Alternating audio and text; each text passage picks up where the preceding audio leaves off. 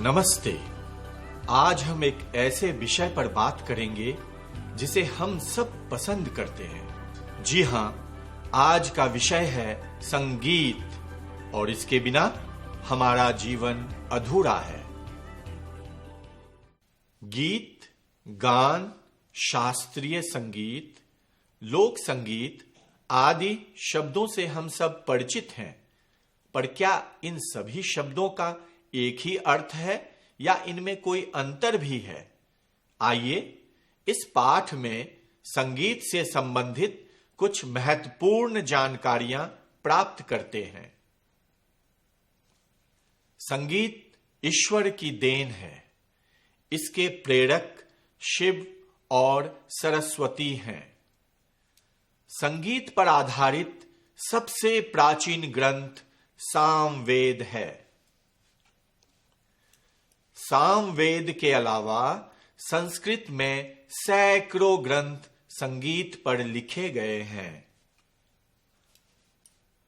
मान कुतूहल हिंदी में लिखा पहला संगीत ग्रंथ है।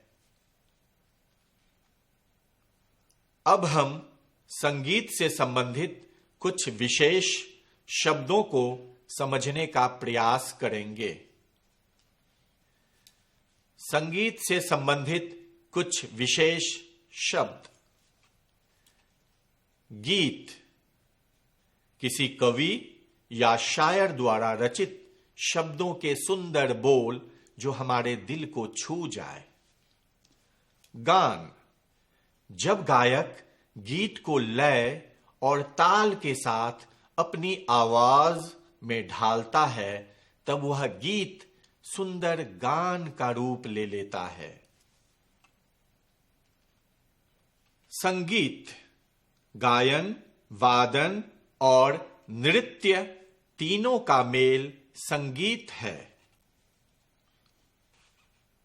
शास्त्रीय संगीत इसमें शब्द नहीं केवल ध्वनि प्रमुख होती है। ध्वनि के उतार चढ़ाव, स्वर लय द्वारा अर्थ स्पष्ट होता है। लोकगीत लोक प्रचलित गीत जो किसी स्थान से संबंधित बोली में गाए जाते हैं। लोकगीत के बोल क्रियोल, भोजपुरी, मैथिली, अवधी, ब्रज आदि भाषा से लिए गए शब्द। लोकगीत के विषय कृषि, संस्कार, ऋतु, बाल, देवी देवता, जाति आदि। लोकगीत की शैली कजरी, सोहर, ललना, ध्रुपद, ख्याल, ठुमरी, तराना आदि। स्वर सा, रे, ग, म, प, ध, नी ये संगीत के 7 स्वर हैं। राग स्वरों को बांधने और गायन में मधुरता लाने का आधार है। ताल वाद्य यंत्रों से निकलने वाली लयबद्ध ध्वनि को ताल कहते हैं। प्रिय छात्रगण, आशा करता हूं कि आप संगीत से जुड़े हुए कुछ महत्वपूर्ण शब्दों को समझ गए होंगे। अब संगीत को समझाने के क्रम में आए कठिन शब्दों की ओर एक नजर दौड़ाते हैं। प्रेरक प्रेरणा देने वाला, जो कारण बने। प्राचीन पुराना। ग्रंथ प्रसिद्ध रचना। वादन वाद्य यंत्र को बजाना। सैकड़ों 100 से अधिक। नृत्य नाच। आइए अब हम इन कठिन शब्दों से वाक्य बनाते हैं। प्रेरक। लता मंगेशकर संगीत के क्षेत्र में करोड़ों लोगों के लिए प्रेरक हैं। प्राचीन। ऋग्वेद विश्व का सबसे प्राचीन ग्रंथ है। ग्रंथ। श्रीमद् भागवत गीता हिंदुओं का प्रमुख ग्रंथ है। वादन। बांसुरी वादन में हरिप्रसाद चौरसिया का नाम प्रसिद्ध है। सैकड़ों। इस बर्तन में सैकड़ों रसगुल्ले हैं। नृत्य। महात्मा गांधी संस्थान में भरतनाट्यम नृत्य भी सिखाया जाता है। हमें पूरी आशा है कि आप निबंध लेखन में भी इन कठिन शब्दों का प्रयोग अवश्य कर पाएंगे। चलिए अब हम शब्द समूहों के लिए एक शब्द देना सीखते हैं। भाषा में कथन को संक्षिप्त और प्रभावशाली बनाने के लिए शब्द समूहों के लिए एक शब्द का प्रयोग किया जाता है। कुछ शब्द समूहों के लिए प्रयुक्त होने वाले एक शब्द को देखते हैं। शब्द समूह।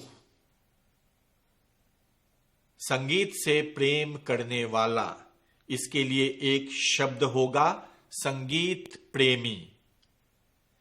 गान और वाद्य द्वारा लोगों का मनोरंजन करने वाला, उसे कहेंगे संगीतकार। संगीत का विद्यालय, संगीतालय। नृत्य करने वाली स्त्री, नृत्यांगना। नाचने वाला व्यक्ति, नर्तक। वाद्य यंत्र को बजाने वाला, वादक। कविता लिखने वाला, कवि। कविता लिखने वाली, कवयित्री। गीत गाने वाला, गायक। अब चलिए शब्द समूह के लिए एक शब्द वाले कार्य को एक साथ करते हैं। मेरे पिताजी संगीत से प्रेम करते हैं। मेरे पिताजी संगीत प्रेमी हैं। पंडित रविशंकर गान और वाद्य द्वारा लोगों का मनोरंजन करते थे। पंडित रविशंकर संगीतकार थे। मैं संगीत सीखने संगीत का विद्यालय जाता हूं। मैं संगीत सीखने संगीतालय जाता हूं। वह नृत्य करने वाली स्त्री प्रसिद्ध मृणालिनी साराभाई है। वह नृत्यांगना प्रसिद्ध मृणालिनी साराभाई है। उस नाचने वाले व्यक्ति ने अपने सुंदर नृत्य से सबका दिल जीत लिया। उस नर्तक ने अपने सुंदर नृत्य से सबका दिल जीत लिया।